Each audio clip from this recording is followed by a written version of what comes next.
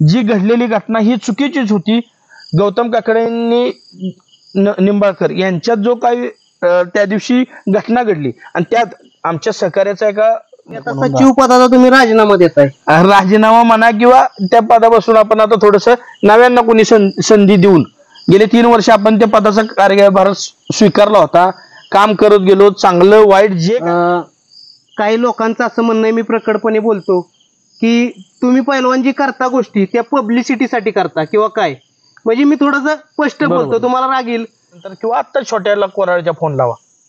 माझ्या गाडीवर तो पेडगाव मध्ये बसला. त्यानंतर दहिवडीत त्याला गाडी आणायला लावली. आज 2-3 ठिकाणी त्याला काय सांगितलं होतं, तू माझ्या गाडीवर बसतोयस ह्याचा गैरफायदा घेण्याचा प्रयत्न केला, तू तुला हितच बॅन करणार मी. गाडीनं मार खाऊ दे, पण कुठं चावायचं, कुठं अंगठी लावायची, कुठं टोचा लावायचा, कुठं असले प्रकार जर झाले तर ते मला सहन होणारे नाहीत. आतापर्यंत ह्या बैलगाडी क्षेत्रातील लोकांनी, सर्वसामान्यांनी सांगावं की विलास देशमुखने येऊन आमच्यावर अन्याय केला किंवा विलास देशमुखनं चुकीचा निर्णय दिला. ज्या दिवशी करंजपूलच्या मैदानात उदयदादांच्या गाडीचा आणि संदीप काकाच्या गाडीचा निकालाचा विषय आला तर अनेकांचं म्हणणं होतं पैलवानचे दादांचे संबंध आहेत आणि पैलवान दादांना निकाल देणार. नाही दिला निकाल.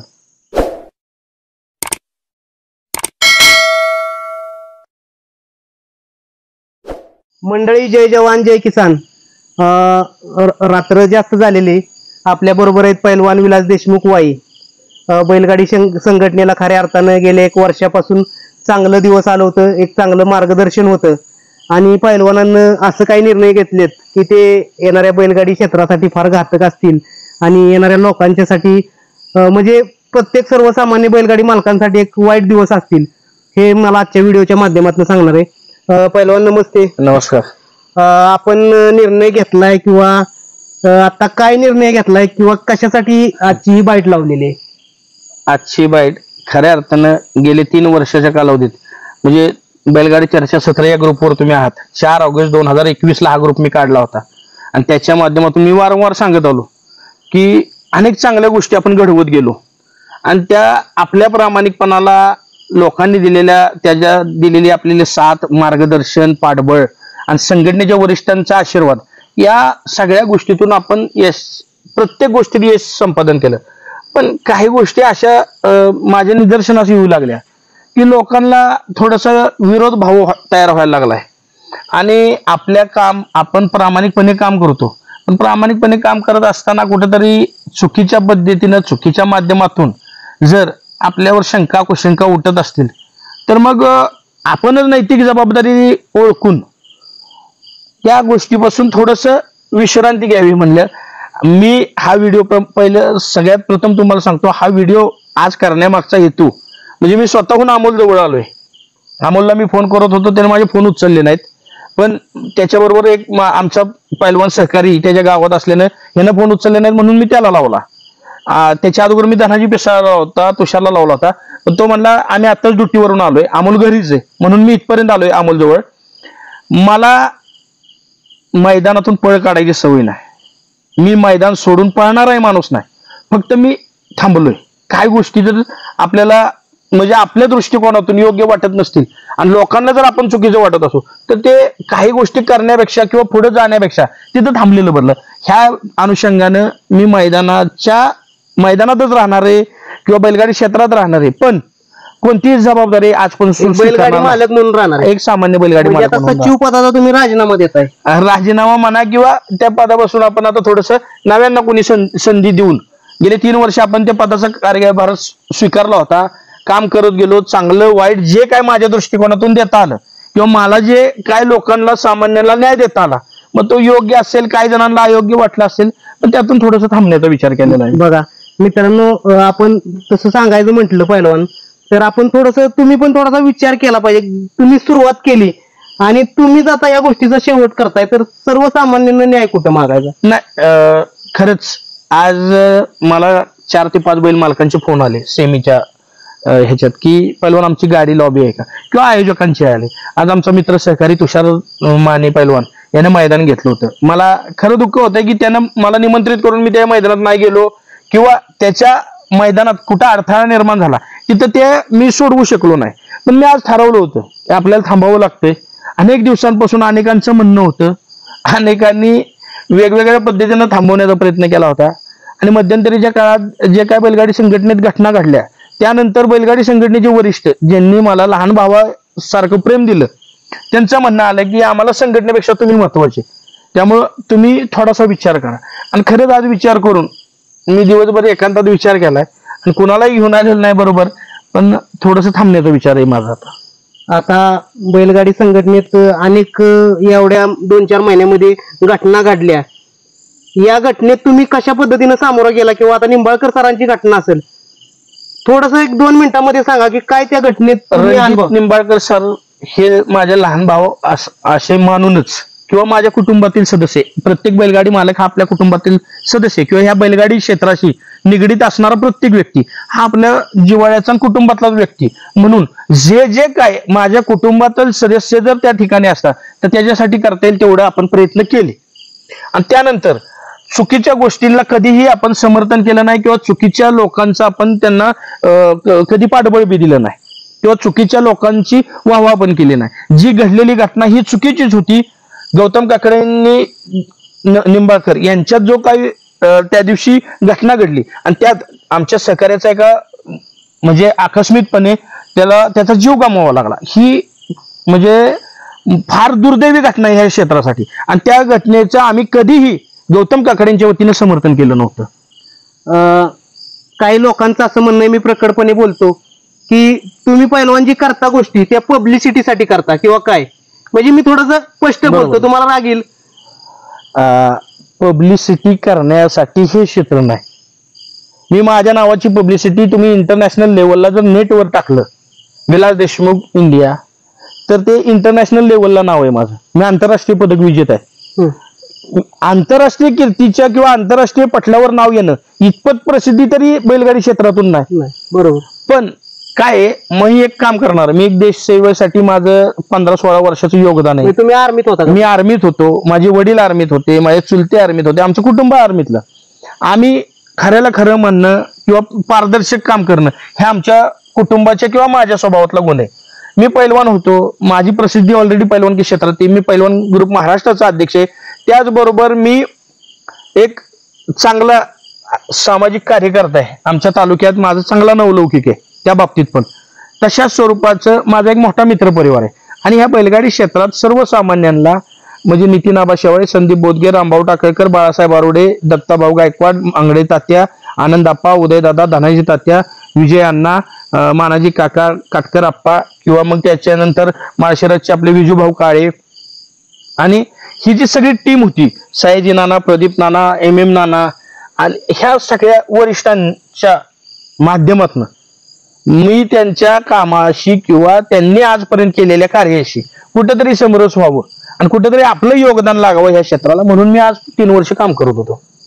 आता हा निर्णय घेताय तुम्ही हे क्षेत्र सोडण्याचं, जसं बैलगाडी शर्यत बैलगाडी मालक म्हणून क्षेत्रात तुम्ही राहणार, परंतु तुम्ही हे जे पदभार आहे ते सोडताय, हा निर्णय तुम्ही वैयक्तिक घेतलेला किंवा बैलगाडी संघटनेच्या तुम्ही काय पदाधिकाऱ्यांना? नाही, मी कुणालाही सांगितलेलं नाही किंवा मला ह्याच्यातून कोणतीही प्रसिद्धी नकोय, मला ह्याच्यातून कुठेही असं बॅनरबाजी नकोय. मी सगळ्यांना, माझ्या मित्रमंडळींना सगळ्यांना विनंती करतो की कोणी ह्या गोष्टीचा मोठा म्हणजे हे करू नका. मी हे तुमच्या माध्यमातून सर्वसामान्य बैलगाडी मालकांपर्यंत एवढ्यासाठी पोहोचवतोय की प्रत्येक मैदानावर बैलगाडी मालका आशेनं फोन करतात मला की पैलवान इथं आमच्या अन्याय होतं, इथं हे असं झालं. तर हे फोन मला उद्यापासून कोणी करू नका. ज्या त्या तालुका संघटना आम्ही सक्रिय केलेल्या आहेत त्या तालुक्याच्या संघटनेच्या पदाधिकाऱ्यांना करा. आणि वरिष्ठांना मी सांगितलेलं नाही, कारण की काय माहितीये का, त्यांनी मला भरभरून दिलं जे 3 वर्षात दिलं. अगदी नितीन आबा शेवाळेंपासून, दत्ताभाऊंपासून, आनंद आप्पांपासून, उदयदादापासून ह्या लोकांनी मला नको एवढं दिलं. तेवढ्याच पद्धतीचं प्रेम माझ्या मुंबईतील बांधवांनी दिलं. संदीप भाई माळे असतील किंवा त्यांची पूर्ण संघटना असेल, त्यांनी तितकंच प्रेम दिलं.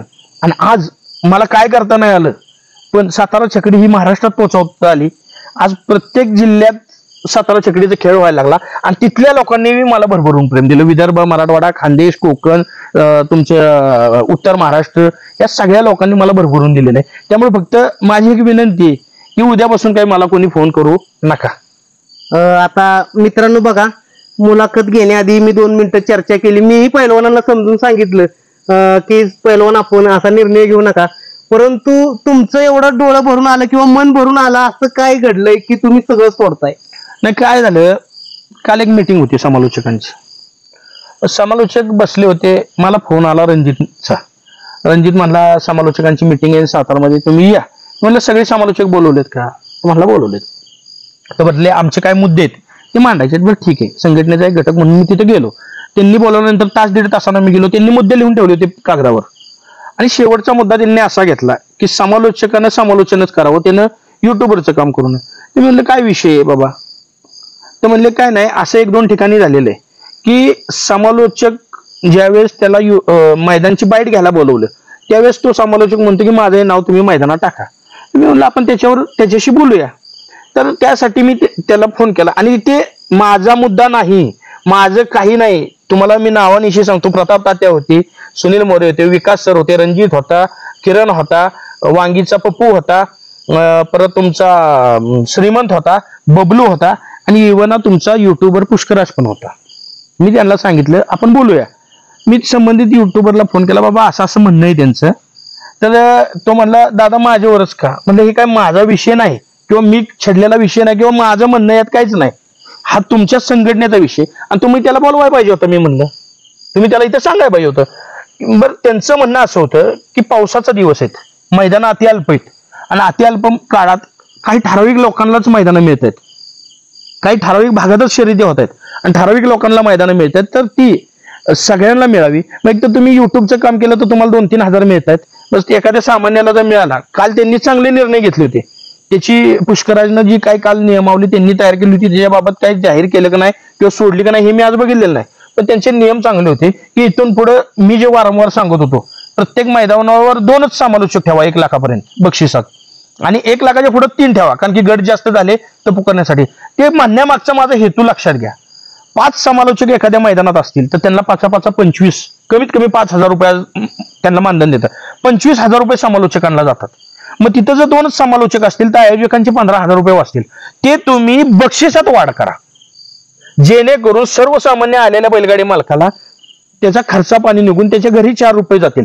किंवा एखादी सिच्युएशन अशी येते की 2 गाड्या समान उतरल्या सेमीला आणि 8 तटीचा निकाल आहे, तिथं अगदी घासून असल्यामुळे निर्णय देणं आपल्याला योग्य वाटत नाही, म्हणून आपण त्यांना दोघांनाही निकाल देतो आणि एक बैल पळवा म्हणतो. पण अशा ठिकाणी एक 10,000चं बक्षीस जर आयोजकांना वाढवता आलं तर त्याही गाडीला 4 रुपये मिळतील. हा हेतू माझा होता. त्यांनी ते सगळं मान्य केलं. त्यांनी सांगितलं की, आणि हा विचार विनिमय चालला होता, विषय त्यांचा होता, फक्त फोन माझ्या फोनवरनं मला लावायला लावला होता. मग विचार विनिमय झालं, तो संबंधित व्यक्ती म्हणला की माझं 1 तारखेपर्यंत नाव आहे, तर मी म्हणलं 1 तारखेपर्यंत पकडू द्या. आणि मी माझ्या मनानं समालोचकांना त्याच्याशी बोलता सांगितलं, तुम्ही आता हे 2-3 महिने त्याला थांबा म्हणता, युट्यूबचं काम कर. तर मी म्हणतो की उन्हाळ्यात मैदानं जास्त आहेत, त्या उन्हाळ्यात त्या व्यक्तीला पकडू द्या, त्याला 4 पैसे मिळू द्या. हा माझा विषय होता. हा विषय झाल्यानंतर फोन ठेवला. फोन ठेवल्यानंतर 5 मिनिटांनी अनिल आप्पा काटकर आणि संजूभाऊ वायदंड यांचा फोन आला. त्यांनी सांगितलं की पहिलवान तुम्ही काय बंदी घातली, काय केलं, आमच्या तालुक्यात आहे आम्ही. मी म्हणलं आप्पा बंदी कोणावरच घातलेली नाही, आणि सगळ्यात महत्वाचं तुम्हाला सांगतो, तुम्ही मला फोन केला ह्या अर्थी की तुम्हाला वाटतं मी काय केलेलं, माझा ह्यात काही काडी मात्र रोल नाही. हा विषय ह्या लोकांचा आहे. मी तो फोन प्रताप यांना आणि सुनील मोरेंना दिला. ती दोघं बोलली. त्याच्यावर आप्पांना ती म्हणली जाऊ दे आप्पा, आम्ही आपला विचार करत होतो की सगळ्यांना संधी मिळेल, कारण की आत्ता एक मैदान पडतंय सागर कांबळेचं कराडमध्ये हजारमाचे. तर ते सागरनं मला फोन केला. मी त्याला म्हणलं समालोचक कोण कोण आहेत रे? तर तो म्हणला किरण बिसे आणि रणजित. तर मी म्हणलं त्या दोघांना भरपूर मैदान झाल्यात, विजयला रामापूरच्या आणि पप्पूला वांगीच्या महिन्यात कुठं मैदान दिसलं नाही, त्यांची नावं टाक, त्यांना 5-10 हजार रुपये मिळून घर चालेल. तशाच पद्धतीने फलटणच्या रोहित सरांचा फोन आला. रोहित सर म्हणले पहिलवान मैदान टाकतोय पुढच्या महिन्यात. तर म्हणलं सर समालोचक कोण आहे? तर मोरे आणि विकास सर. मी म्हणलं त्यांना मी सांगतो दोघांना, तुम्ही प्रवीणचं आणि मयूरचं नाव टाका, कारण की मला मी संघटना एक चालवतोय, मी पहिलवान ग्रुप महाराष्ट्राचा अध्यक्ष आहे. संघटना चालवताना संघटनेच्या पदाधिकाऱ्यांची काय भूमिका असावी, आपण हे म्हणून चालणार नाही की नुसतं मैदानापुरतं आम्ही बांधलेलं, किंवा समालोचक, युट्यूबर, झेंडा पंच, ड्रायव्हर किंवा आणि प्रत्येक आपल्या कुटुंबाचे सदस्य, आपण त्या कुटुंबाचे प्रमुख आहोत. मग सगळ्यांचा विचार केला पाहिजे. जसं की 2 महिन्यापूर्वी एक गाडी पकडली होती वडूच्या एका पिकअप पकडली होती की संभाजी ब्रिगेडच्या मुलांनी.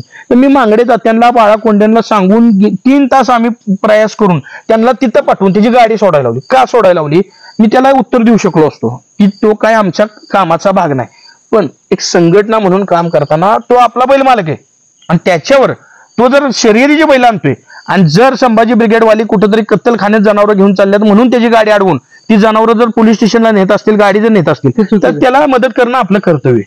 हा भाग मी समजून त्याला मदत केली. तशाच प्रकारे तो विषय झाल्यानंतर अनिल आप्पांनी प्रताप तात्यान मोरेंशी बोलणं केलं. मोरे म्हणले आप्पा आमचं चर्चा झाली होती आणि ठीक आहे त्याने समालोचन करू द्या, काय आमचं काय म्हणणं नाही. हे सगळं बोलणं झाल्यावर कुठलाही बंदी हा शब्द नसताना जर 15-20 मिनिटांनी एखादी पोस्ट पडती आणि जर त्याचा विपर्यास होतो तर मग हा केला कोणी. मग ज्या वेळेस ती पोस्ट पडली त्यानंतर मी गणेश तांबेला फोन करून परकड भाषेत सुनावलं का 100% सुनावलं. कारण की जर तुला कोण तशा पद्धतीनं म्हणलं नाही आणि त्यानं सांगितलं मला तिथं ज्यावेळेस मी त्याला परकडपणे बोलत होतो तो त्यावेळेस म्हणला की मी हे टाकलेच नाही.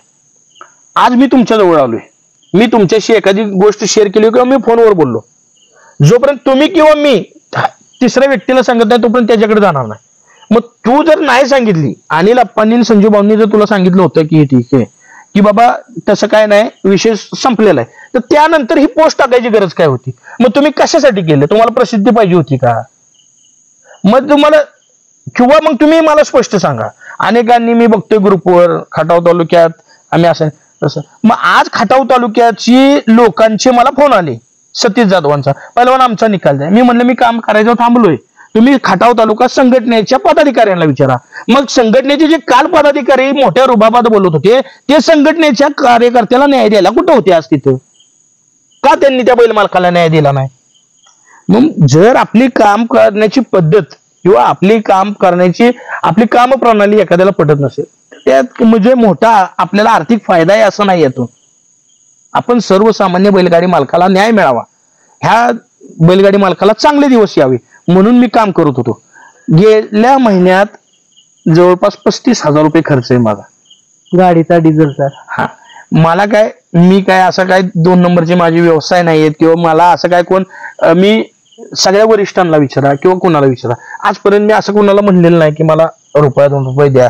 माझे 10,000 रुपये मोरगावच्या मैदानात कंजेपूलच्या मैदानात पडले तर आमचे मित्र सहकारी राहुल फौजी, संदेश जाधव, वाकेश्वरचे फौजी आणि अजून एका दुसऱ्यांनी त्या दिवशी 3-3,500 पाठवलं. तर मी फौजींना एवढे सांगेल फौजी हे योग्य नाही.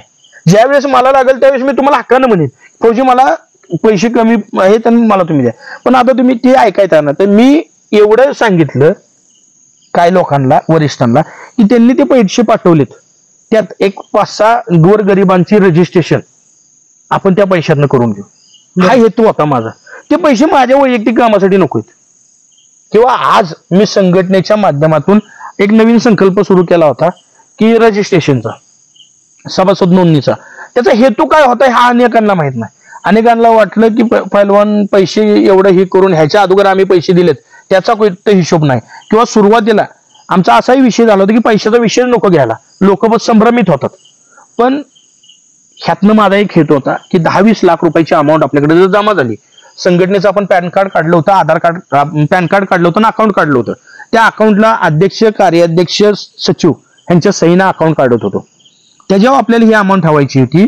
जे काय 100 ते 150 रुपये म्हणजे 170 रुपयाचं कार्ड मुंबईचं बनलंय, मग त्यापेक्षा कमी 10-20 रुपयानं कसं बनवता येतील चांगलं त्यापेक्षा कार्ड, ह्याचं आम्ही प्रयत्न करत होतो. आणि उरलेले पैसे जे शिल्लक राहणार होते मी पाटणच्या मीटिंगमध्ये सांगितलं, खानापूरच्या सांगितलं, कडेगावच्या सांगितलं, तुमच्या पलूसच्या मीटिंगमध्ये सांगितलं. ह्या पैशातून मला सर्वसामान्य जे बैलगाडी क्षेत्रात आज ड्रायव्हर आहेत ज्यांचा अपघात झाल्यानंतर आपण गेल्या 2 महिन्यात बघितलं की 2-3 ड्रायव्हरांचा अपघात झाला आणि त्यांना त्यांचा जीव गमवावा लागला. ते एखाद्या ड्रायव्हरचं कुटुंब त्याच्यावर अवलंबून असतं किंवा तो प्रमुख घटक असतो त्या कुटुंबातला, तो कमवत असतो. त्यानंतर आपण काय करू शकतो तर कमीत कमी 50,000 रुपयाची आर्थिक मदत त्या कुटुंबाला त्या संघटनेच्या पैशातून द्यायची. दुसरी गोष्ट, एखादा ड्रायव्हरला अपघात झाला तर त्या अपघातात त्याचा हात मोडला, पाय मोडला किंवा गंभीर स्वरूपाचा अपघात झाला तर त्याला 10,000 ते 15,000 रुपये संघटनेतून द्यायचे. किंवा एखादा सर्वसामान्य बैलगाडी मालक आहे ज्यानं ह्या 10 वर्षाच्या काळात, बंदीच्या काळात हे बैलगाडी क्षेत्र चिरंतर राहावं म्हणून आपल्या पोटाला, आपल्या मुलाबाळांच्या पोटाला चिमटा घेऊन गरीब बैल सांभाळला, गाय सांभाळली, वासरू सांभाळलं आणि हा नाद टिकवला. त्या एखाद्या गरीब बैल मालकांचा बैल पळताना जर त्या मैदानात दुखापत झाली, पाय मोडला किंवा दुर्दैवी मृत्यू झाला, तर त्या व्यक्तीला त्या नादापासून वंचित ठेवायचं नाही. म्हणून त्या व्यक्तीला 15 ते 20 हजार रुपये त्या पैशातून द्यायचे, जेणेकरून एखादं लहानसं वासरू तो घेऊन त्याचा नाद शेवटपर्यंत टिकवू शकतो. हा हेतू होता माझा.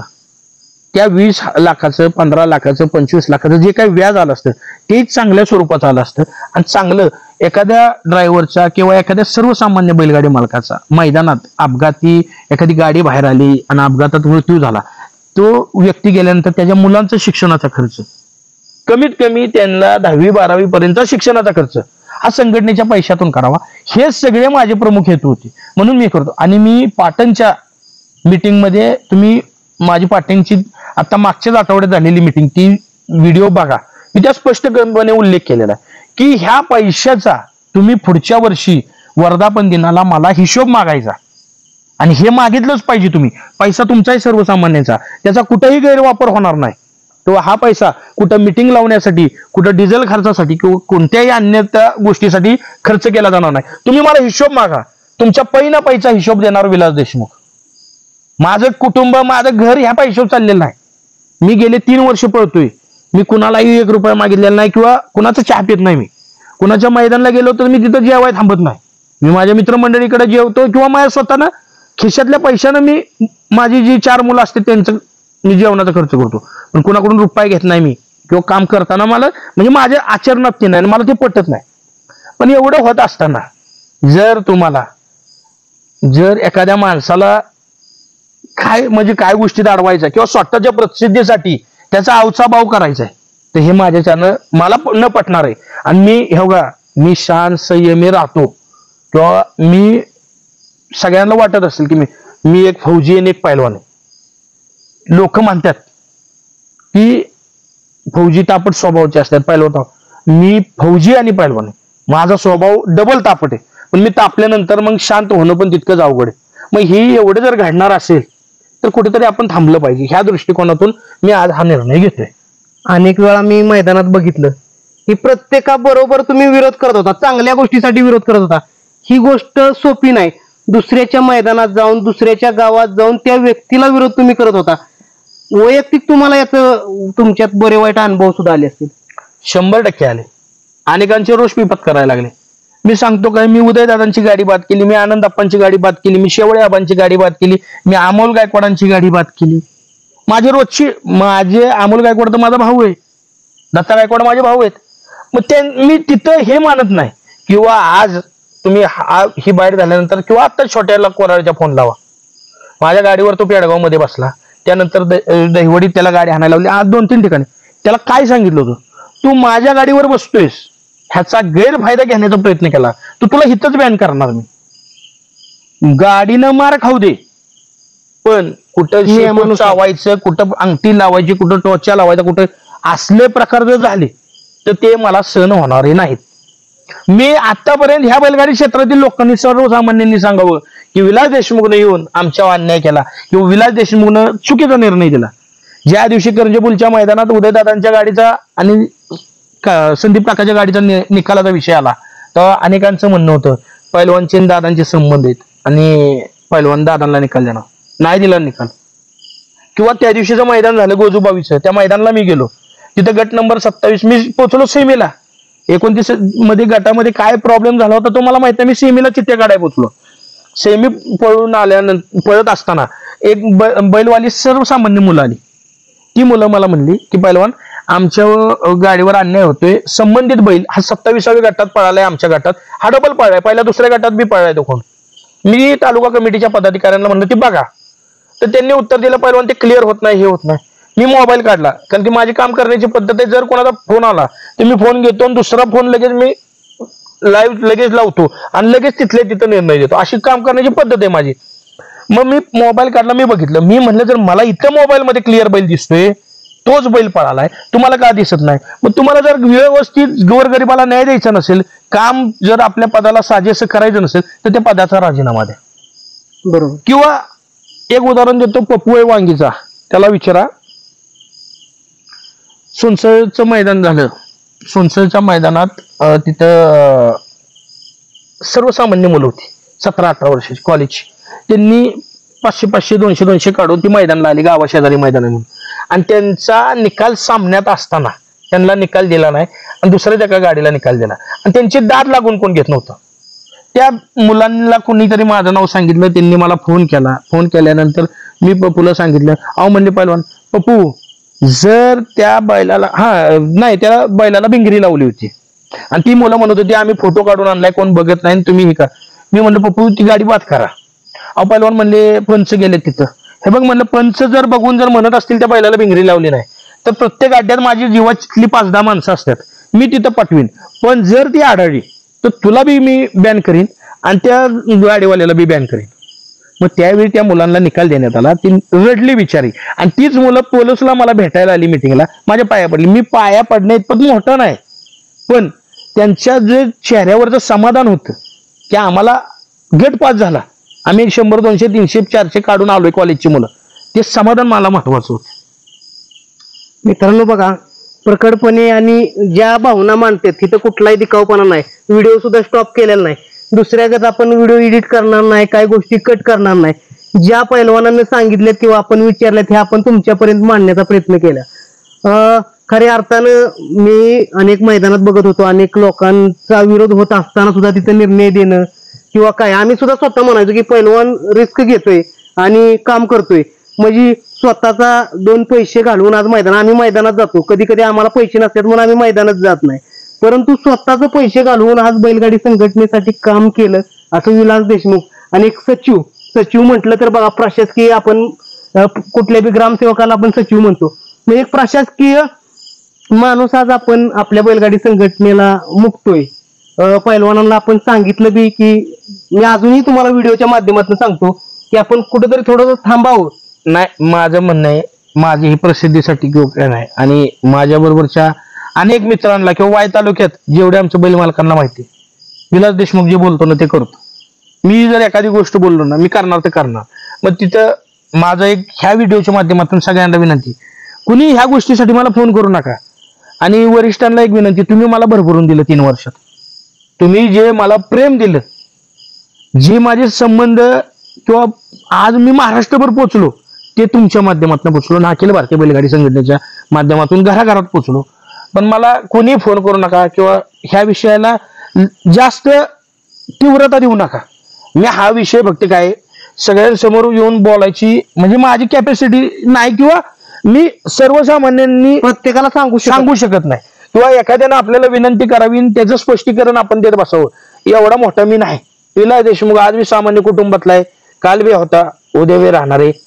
पण इथून पुढं सगळ्यांनी जेवढं काय करता येईल तेवढं चांगलं करा, कुणाचं वाईट करू नका. आणि माझी बैल मालकांना एक विनंती आहे की आम्ही नियम अटी घालत गेलो हे तुमच्यासाठी, पण तुम्हाला जर त्या आचरणात आणायच्या नसतील, तुम्हाला जर तुमचं चांगलं वाईट कळत नसेल, कुठं थांबायचं, कुठं उभं राहायचं, कुठं यायचं, कुठं बोलायचं हे जर कळत नसेल तर मग ही संघटना वगैरे ह्या गोष्टी करण्यात काय अर्थ नाही. आणि आज मी सांगतो, माझ्यापर्यंत 3-4 तालुक्यांचे जे काय पैसे आले होते, मुळशी, कर्जत, जामखेड, तुमचा शाहूवाडी पन्हाळा, कर्जत, जामखेड, मुळशी, आणि संदेश जाधवांनी काल परवा मला उत्तर कोरेगावचे काय पैसे पाठवले, ते येत्या 2 दिवसात मी सगळ्यांना परत पाठवतोय. समालोचकांचे मी पैसे परत दिलेले आहेत. अनेकांचा रोष होता, अनेकांचं तर्कवितर्क होता की समालोचकांच्यावर मी परखड बोलतो, त्यांना पैसे पुकारण्याच्या बाबतीत बोलतो. माझं म्हणणं एक होतं की जो ड्रायव्हर आपला जीव धोक्यात घालून गाडीवर बसतोय त्याला 1000 रुपये मिळत असतील तर ते 1000 मिळावे. लोक काय करतात, 500 देतात, 300 ड्रायव्हरला, 200 समालोचकांना, अरे जीव त्याचा धोक्यात आहे, थोडंसं समजून घ्या.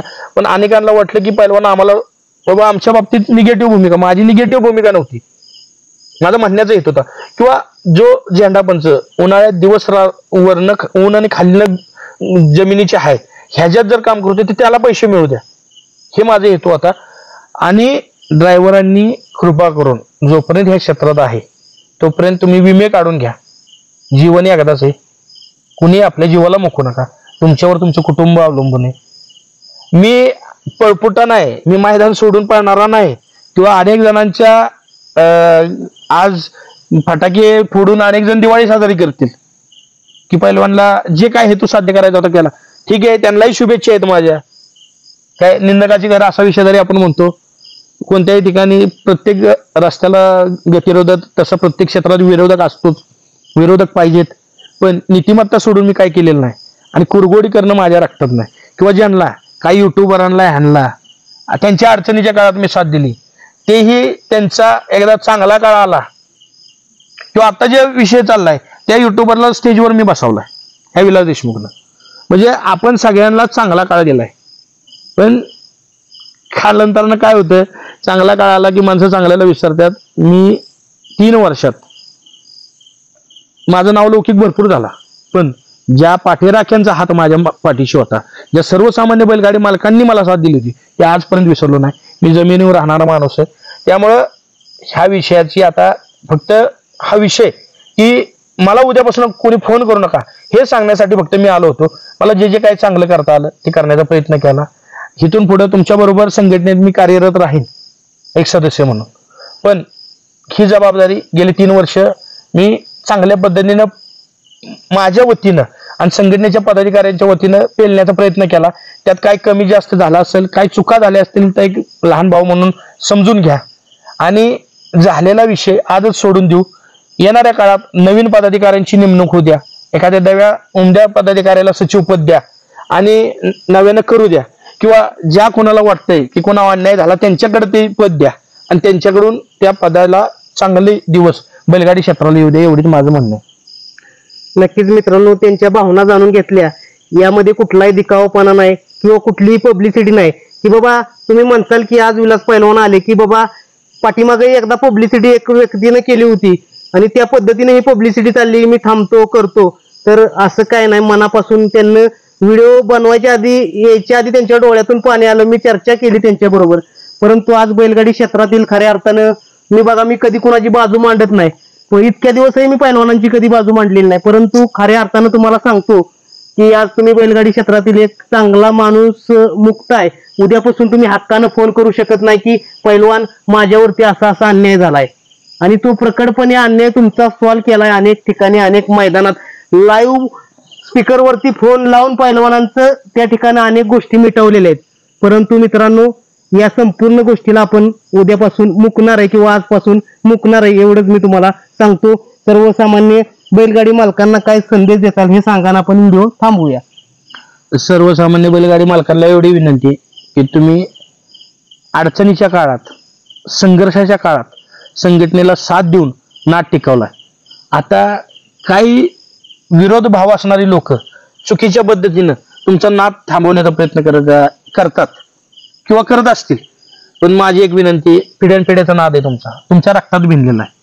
आणि मी वारंवार सांगत आलो, नाद हा रक्तात असावा लागतो, तो कुठं सांगून शिकवून मिळत नाही.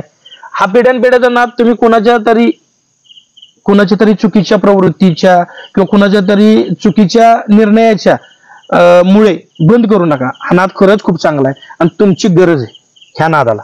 हे वरिष्ठ किंवा ही मोठी बैल मालक हे एखादा बैल विकत घेऊन पळवू शकतात, पण बैल घडवू शकत नाही. जर कुंभारानं मडकच बनवायचं सोडलं तर उद्या आपल्याला त्या मडक्याची पाण्याची चव कधीच मिळू शकत नाही. मग ती फ्रीजचं किती गार बाटली असली तरी त्या मडक्याची पाण्याची चव जी आहे किंवा त्याचं जी पौष्टिकता आहे ती त्या कुंभारानं मडकं घालवल्यानंतरच मिळणार आहे. मी मडकं घेऊ शकतो पण मी घडवू शकत नाही, हे लक्षात ठेवा. तुम्ही ह्या क्षेत्राचे बैलगाडी मालक हा ह्या क्षेत्राचा बळीराजा आहे. हा बैलगाडी मालक अनेक कुटुंब जगवतोय. मग ते समालोचक असतील, युट्यूबर असतील, झेंडावाले असतील, ड्रायव्हर असतील, ट्रॅव्हलिंगवाले असतील किंवा हॉटेल व्यावसायिक असतील, कंडे कासरेवाले असतील, गुलालवाले असतील, नंबर टेकर किंवा आयोजक असतील. काही आयोजक पैसे मिळवण्यासाठी मैदान घेतात, त्यांना पण त्यांचाही पोशिदा माझा बैल मालक आहे. ह्या गोष्टीचा मला सार्थ अभिमान आहे. तुम्ही कुठंही कधीही असा विचार मनात आणू नका. मी थांबलोय पण मी बैलगाडी क्षेत्र सोडलेलं नाही, कारण की मी सर्वसामान्य कुटुंबातला आहे. तशा पद्धतीने हा नाद चिरंतर टिकवा आणि ही टिकवण्याची जबाबदारी सर्वस्वी तुमची. आणि अखिल भारतीय बैलगाडी संघटनेच्या पदाधिकाऱ्यांना एवढीच विनंती आहे, जे काही चांगले वाईट दिवस आपण एकत्रित जसे आपण ह्या संघटनेच्या बळकटीसाठी आणि गरिबांना न्याय देण्यासाठी घालवलेत. विलास देशमुख थांबला म्हणून क्षेत्र थांबणार नाही, संघटना थांबणार नाही. संघटना ही अजरामर तुम्हाला चालवावी लागेल आणि ती तुम्ही चालवाल, असेही मला सार्थ त्या गोष्टीचा अभिमान आहे की तुम्ही ही पारदर्शकपणे चालवाल आणि तुम्ही ती चालवली पाहिजे. एवढंच सांगतो. मी काय मोठा नेता नाही, मी प्रवक्ता नाही, मी कुठला राजकर्ता नाही. काही लोकांचा विपर्यास होता किंवा काही लोकांचे वेगळे विचार होते, त्याला स्पष्टीकरण द्यायचं होतं. अनेक दिवसापासून अनेकांचं म्हणणं होतं किंवा मांगणे तात्यांसारख्या व्यक्तींचं आणि उदयदादांसारख्या व्यक्तींचं काही वेळा माझ्यासाठी डोळ्यात पाणी आलेलं आहे. दत्ताभाऊ सारख्या मोठ्या भावानं मला प्रचंड असं प्रेम दिलेलं आहे आणि ज्या वेळेस कुठं अशी अडचणीची बाजू येईल, माझ्या मागे एका पहाडाप्रमाणे उभं राहिलेला माणूस आहे तो. आबांनी मला नेहमी चांगली शिकवण दिलेली. ह्या सगळ्या लोकांचं ह्या माध्यमातनं मला जे प्रेम मिळालं आणि ह्यांची जी काय अटूट नातं माझं नातं तयार झालं, हे नातं असं चिरकाल टिकल एवढं सांगतो आणि तुमच्या सगळ्यांची रजा घेतो. धन्यवाद. मित्रांनो, बैलगाडी शर्यतीमुळं अनेकांचं पैलवानांनी सांगितलं की पोट जगतंय आणि सर्वात महत्वाचं, जरा पैलवान जरी थांबला असलं तरी वैयक्तिक शेतकरी म्हटलं तर शेतकरी सगळ्यांपेक्षा मोठा आहे आणि जो सर्वसामान्य शेतकरी आहे ना, प्रत्येकाने अन्यायाच्या विरुद्ध लढायला शिका. तुम्ही म्हणता निसर्गाची नाळ लढते, विलास पैलवान लढतो किंवा आणि कोण लढत असतील, परंतु स्वतः लढायला शिका. स्वतः लढाल तर आपण नाद टिकू किंवा आपली शर्यत टिकू, नाहीतर आपण भिकाला लागणार नाही. हा शेतकऱ्याचा नाद राहणार नाही, हा सगळा 2 नंबरचा नाद राहणार आहे आणि होत चाललेला आहे. एवढंच या व्हिडिओच्या माध्यमातून सांगणार. व्हिडिओ जास्तीत जास्त लोकांपर्यंत शेअर करा. का शेअर करा? ज्या क्षेत्रातील बऱ्या वाईट गोष्टी त्या सगळ्या सांगण्यात आलेल्या आहेत, त्या एवढंच या व्हिडिओच्या माध्यमातून सांगतो. थांबतो. जय जवान, जय किसान.